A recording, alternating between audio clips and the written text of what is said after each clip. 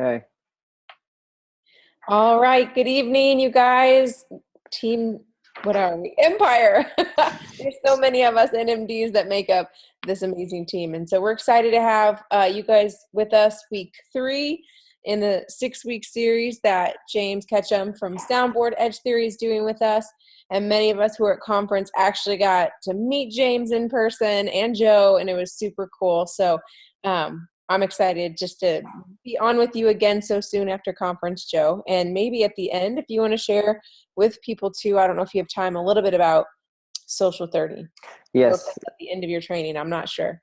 I thought I would give it a plug tonight and show everybody.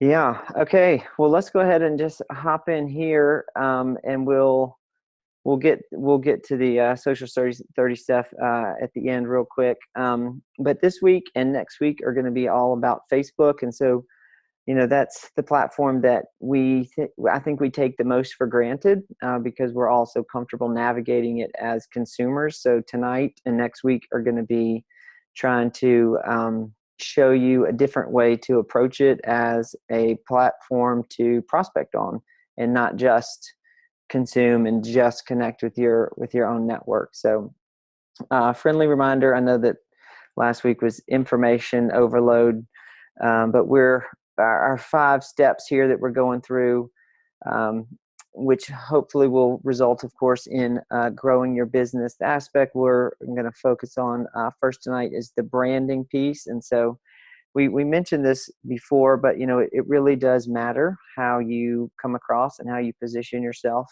on these platforms. So that's what tonight's going to be all about. How do you think about the way that not only you come across when people visit your profile, but also in thinking about telling your healthy living story, but also talking about the things that matter to you outside of the healthy living conversation, because you don't want to only be perceived as that. And I had a very good conversation today actually with a Soundboard subscriber who was saying her friends were complaining about the quantity of the healthy living posts, and but she was posting 5 or 6 articles a day. And so we have to dial that back and roll in all the things that you care about.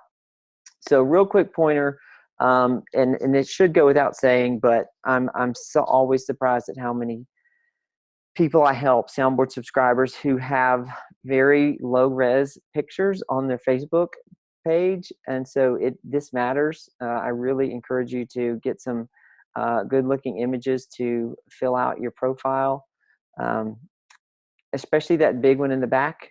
Don't put a low res grainy picture of the Trio bottles back there, because when it blows it up, it makes it all blocky. So take the time to do that. Again, most of us would say, yeah, I know, but a few of you might think, oh, I need to do that. Okay, the other thing about Facebook is that I don't know when they started this aspect of it, but I started playing with this at the beginning of the year, and I've been pleasantly surprised at how many connections this has allowed me to make. So if you will go to your home profile and then go to edit profile, there's a lot of that's not the right button. We want to do our info. Where'd it go? There's an update info button. Let's see. Of course, they changed this in the past week since I've looked at this. That's interesting. There was an update info button right here, and it lets you get into all this. I think it is under edit profile. You just have to maybe go. Yeah, they've changed the layout here. Okay. Yeah, so you can put, of course, your work, where you went to school. I highly recommend you do that. But if you will put, my goodness, where did it all go? This is crazy. Here we go. They buried it. So update your information. One of the things that I took the time to do was it lets you put all the places that you've lived and the date stamps. And what has happened since I've done this is that it's connected me with former coworkers, people that were in those places at that time, or old classmates, especially if you have 1 or 2 connections from that period. it'll do a great job of connecting you with more people. So I would highly recommend taking the time to really dig into this. Also, I do think it's a good idea to at least have some basic info here. If you're comfortable putting your phone number on there, do it, as well as an email, because Facebook will hide it, and so a scraper won't pick it up. You're not going to pick up spam stuff, but you can also put in your Juice Plus site here and some other social media platform links. And so just put as much or as little as you're comfortable with, but if you do this, again, it will do a much better job of connecting you with people that you already know. And so that leads us to the big thing, the big idea that I want to talk about tonight is, how do we get more conversation? How do we engage in more conversation, specifically on Facebook? And so to think through that, we've got to tackle the way that Facebook decides what is going to show up at the top of your feed. Okay, so these first three bullets I have pulled directly from Facebook's terms of service, and I wanted you to understand these. So the first thing it says is, Facebook was built on the idea of connecting people with friends and family. That's still the driving principle of the news feed today.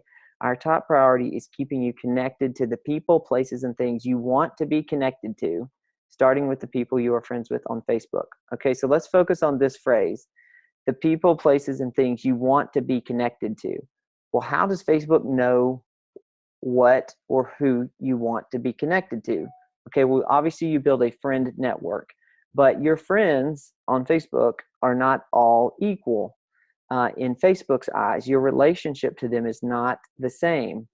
And this is why when you are on your feed, your home feed, and you're checking stuff out in the morning, you see a post, and maybe you don't get back on again until that night, and you see the same post at the top of the page. Why has it not gotten pushed down?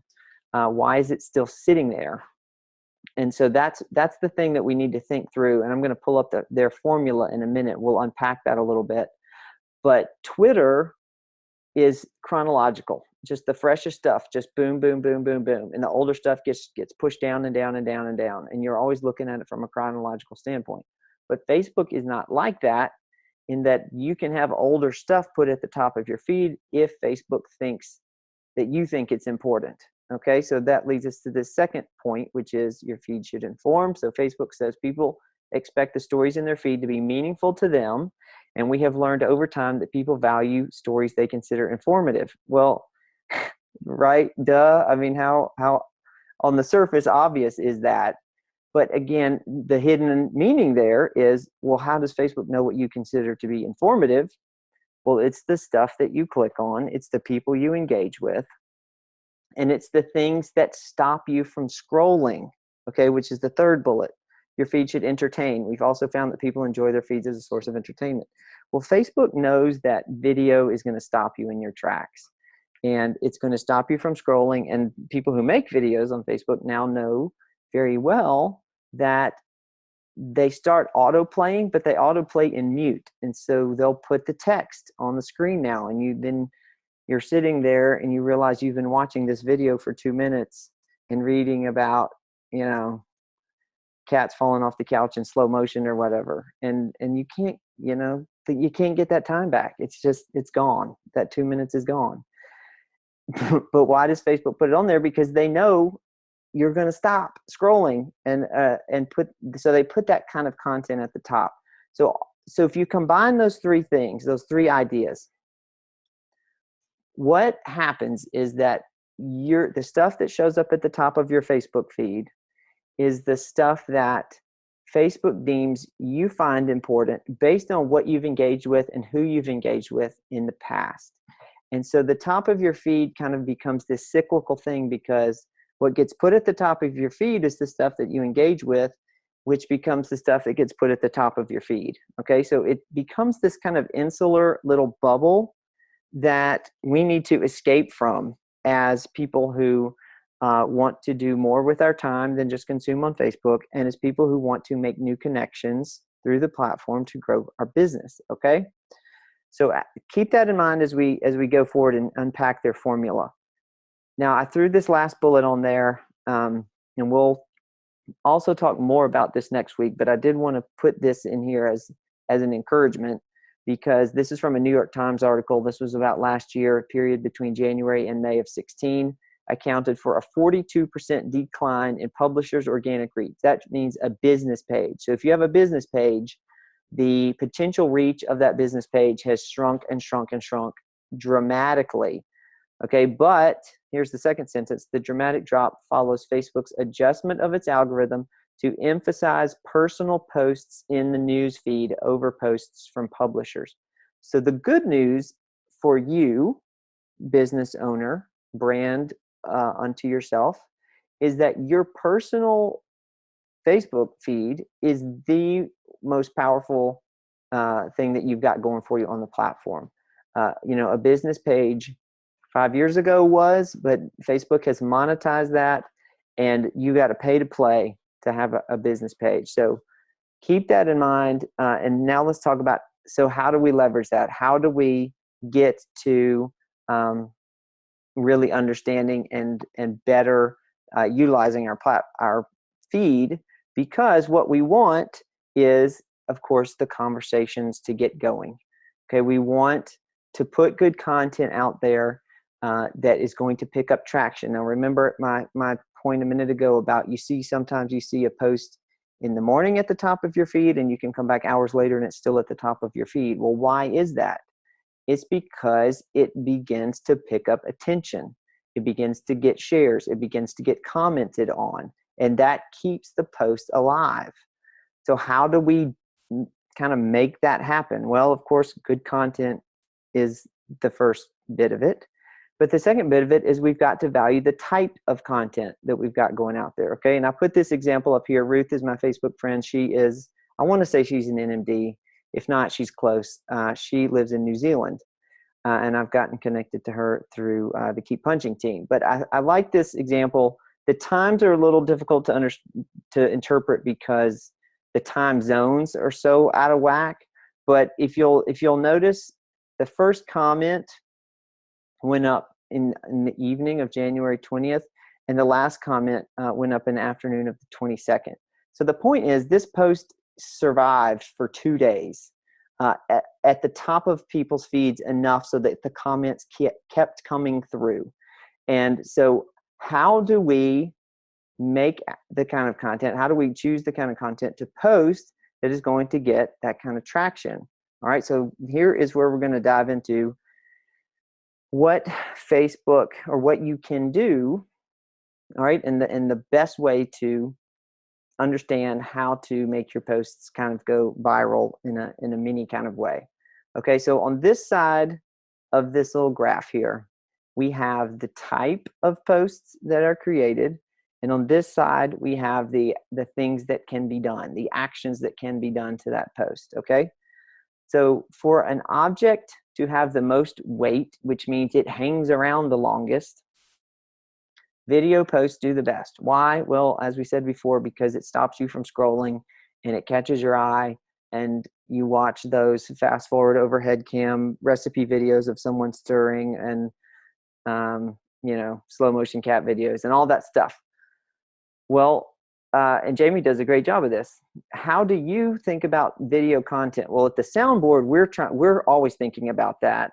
We're trying to put good video content on there that is something that you can use. Juice Plus does not produce a lot of YouTube videos, as I'm sure you're aware of, but we'll be putting some Shred 10 and Healthy Living Revolution stuff on there. But we also want more timely things, and truthfully, it is hard to find things that don't mention competitors. So we're still working on that. But how do you do this on your own? Well, Facebook Live is a great thing. And I've seen Jamie make a Facebook Live video. I think you were like just taking a walk or something and sharing your thoughts. That's a great thing to do if you're sitting in carpool line. If you're, I wouldn't really recommend it while you're driving, but just take that time to get yourself out there, because Facebook has said very bluntly that in 5 years they want all content on their platform to be video, because again, it stops you from scrolling. So then photos are valuable, followed by links, which are your articles, And lastly is your status, which I think is ironic because when you go to create a new Facebook post, what does it say? It says, tell us how you're feeling. But they don't actually want you to tell you how they're feeling, because if you just put a text post these days, it's just going to get scrolled past. Now, for posts to continue to have life, you want them to have shares. So if things get shared, that puts it, of course, at the top of other people's feeds, but it also keeps it alive in your own friend network longer. And then as people comment and like on it, put likes on it, then that also helps. Clicks, which is interesting, is the least valuable thing, but it's still a valuable thing. And in week 6 of our class, I'm going to show you how you can track your click-through rate, which I think is one of the most valuable things that you can know, regardless of whether or not Facebook thinks it's important, because you can really get a good sense of your readership, which I think helps me make better decisions about what to post next, because I can figure out what my audience is interested in. Okay, so this is thinking about posts in terms of what to post and what happens to it, okay, and the things that we want to have happen to it. Now, keep in mind, so what we're going to talk about next, we're going to have 2 motivations for why we're going to do this. One being, I keep saying it, and it's true, you all are so missionally minded and so relationally driven that we want to leverage social media to drive those relationships. The other piece of this is, out of those relationships, and this is not a bad motivation, we want more people to see our content. We want more people to see what we're posting, because back to that idea of the self-repeating Facebook bubble that just, it's the same stuff and it's the same people at the top over and over and over. We want to break that down for ourselves, for viewing, so we're connecting with more people, and we want to break into the top of other people's feeds and disrupt their bubble a little bit. So how do we do that? Okay, so this second graph here is the edge rank, and this is Facebook's algorithm for determining what gets posted when and where, because as I said, this is not a chronological thing for Facebook. So let's unpack this idea right here, the affinity score. The affinity score is the stickiness between you and someone else in your friend network. So as I said before, not all of your Facebook relationships are equal. So if you got on Facebook in 2008 or 9 or 10, and you got friend requests from that kid that you were friends with in 3rd grade and haven't spoken to because you moved to Texas, and you accepted that friend request, but you never spoke to that person through the platform, you never shared anything, to their feed, and you just hit the accept and never thought about them again, you have a very, very low affinity score with that person. So how do we overcome that? How do we get out of our little bubble and begin to increase the affinity score that we have with more people? Okay, so here's what you do. And think of this as your single warmest network that you're already sitting on. When you go to your friend network, and you probably have way more than I do, go through your list. Yeah, Jamie, my goodness, multiply times 10. Way to go, girl. You're about to peak out. I think 5,000 is the cap. It is. I know. I've got like 400 waiting. You're awesome. So what you do is you go through your list and you find that person that you realize, hey, I love that dude or that girl, but I realize I haven't seen anything that person has posted. Here's a perfect example. This is my best buddy in high school. We went to different colleges and never lived in the same town again and lost touch. And so I kind of did this as an experiment when I started figuring this out at the beginning of this year. But what I did was I visited his feed, and he posts all the time about his wife and kids. And I realized I wasn't seeing any of that stuff.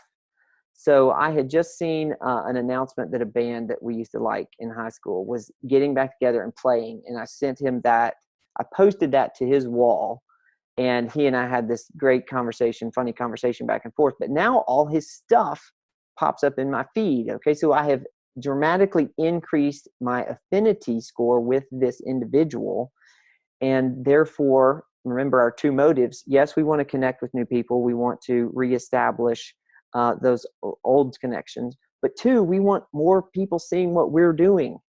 And so Ben is now seeing my stuff because now he's commenting on stuff and he's sharing it and liking it. And that wasn't happening before from him.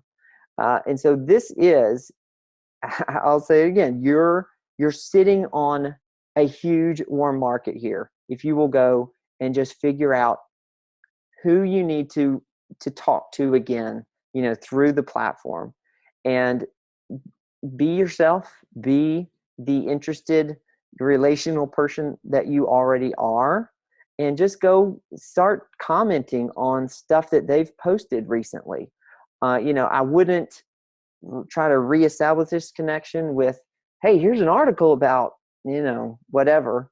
Just go talk to them and, make a comment on a recent photo, because we're all relational. These people are going to love to hear from you anyway. And it's just going to work to start to make your stuff top of mind and top of feed for them. Okay. So then when you're thinking about, the longevity of your posts, as you're increasing your affinity with more and more and more people, you're going to start seeing, and a lot of soundboard subscribers complain about this to me, that, hey, when they get on Facebook to consume and to read, everything that they're seeing is juice plus, juice plus, juice plus all the time, because that's what they've liked in the past. Okay, so this is going to help you break out of that if you're in that boat as well. But now you know the kinds of things that you want to be posting and the kinds of things that you want to, be doing to other people's posts, so that stuff gets reciprocated. And then this is, I think, the least important factor. But of course, a post that's, 6 days old is going to get pushed down by default, unless, like I showed you, Ruth's post, had 2 days of comments on it. And that does not happen when stuff gets pushed down and down and down, because I think very few of you are the type of people that are going to scroll through their Facebook feed for 3 or 4 hours, so you don't miss anything. You don't get to NMD by doing that every day. So in thinking through that, that concept and that idea, what we're going to talk about next week is, how do you leverage a business page if you've got one? Because this is all thinking through your personal feed only, but again, here's how to use it to leverage it a little bit harder, flex a little bit more with it, and take advantage of the market that you have, because these people, they like you, they became your friend for a reason. So feel free to, if you spent 10 minutes a day, on this, or just one friend a day, trying to reconnect with one person a day, in a month, in 2 months, I think you're going to feel the difference in how much engagement and stuff that you've got coming through back to your feed, because so many more people are going to be seeing what you're doing. So that's the big thought for tonight. I'm going to pull up real quick. I do want to show y'all Social 30. So if you were at the conference, you probably heard about it. If you weren't there, we missed you. It was awesome. But if you will go to, you probably got an email if you're a Soundboard subscriber, but I know not everybody's had room in their brain to unpack this yet. So the Social 30 is a 30-day guide that I wrote for the person who either doesn't have time for these kind of calls, or has a different kind of learning style and is a reader and prefers, to do it themselves. So you got an email for this last Thursday morning. If you didn't, please email me. It might be stuck in your spam. I hope not. But what it is a guide to every single day, action points and steps that you can learn from, grow your business from, think about social in a little bit of a different way, have some pointers and tips.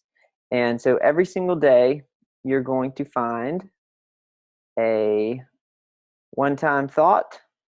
All right, so if you do it this once, you've learned it. You don't have to do it again. You don't have to revisit it. And then if you were to ever revisit the Social 30 and go through it again, there's something that you can do and think about and revisit every month. So there's 2 points every single day that are valuable in revisiting month to month to month. And then I also have, if you just can't get enough of me, I also made a YouTube playlist of, there's 2 videos for every single day. So that was at social30videos.juiceplus.vip. And I made a whole playlist here and unpacking it more, showing you how to do stuff, cracking dumb jokes. And one day there was a snake that came up behind me and totally freaked me out, and I left it. So anyway, lots of great stuff there.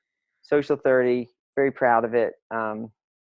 Feel free to print it out. Feel free to share the link with your teams. I think that it's, my philosophy is that a well-equipped team is a team that's more ready to grow than a less equipped team. So yeah, it's like one simple change people can make for their business, right? Yeah. Every day. And I know Mitra successfully cooked the Transform 30 down to the Shred 10. I could not cook the Social 30 down to the Social 10. You may need Jake Kelly's help. I think she helped me. Yes, she must be a terrific editor. She's a ninja. There you go. Awesome. All right. Well, that's the news that's fit to print. Yeah, we're excited. We're excited, and hopefully a lot of people will watch the replay who weren't able to join us, and we'll check out the Social 30 and check out just signing up. I did want to share this with y'all since y'all are super special. So what we're working on the soundboard is a pretty cool little feature, especially since I got permission from Brian Rose to put healthy living content on there. What we're going to do is, and hopefully this will be live Thursday at the latest, but when you go to soundboard, we're going to make a section for healthy living revolution content, Shred 10 content, and mission driven model content. So cool. It's not going to get, just put in here and listed and buried. You're going to have a button up in the menu up here that's going to say all 3 of those things. And when you go to that specific topic, then you'll have the list of every single thing that's associated with that thing, images, videos, and articles, all in one central hub, easy to share. And we're also going to put in Mitra's suggested day-to-day text for the, your Shred 10 customers, right? So that you'll be able to easily text that to people in just a couple clicks each day. That's amazing. You guys just keep making it easier and easier for us. We're trying. We're trying. A one-stop shop. Mm-hmm. That's awesome. Yeah. Very cool. And you may or may and you may come to the Show Me State this summer, right? I will definitely do that. Yay. That will happen. We're excited to have you. Thank you. Thank you. All okay, right. friends. Thanks for joining, everybody. Get to work. Get your hustle on. Well, I was going to say go to bed, then do that stuff later. No, we hustle. Okay. All right. To bed. Good night, everybody. Thanks, James. Yep.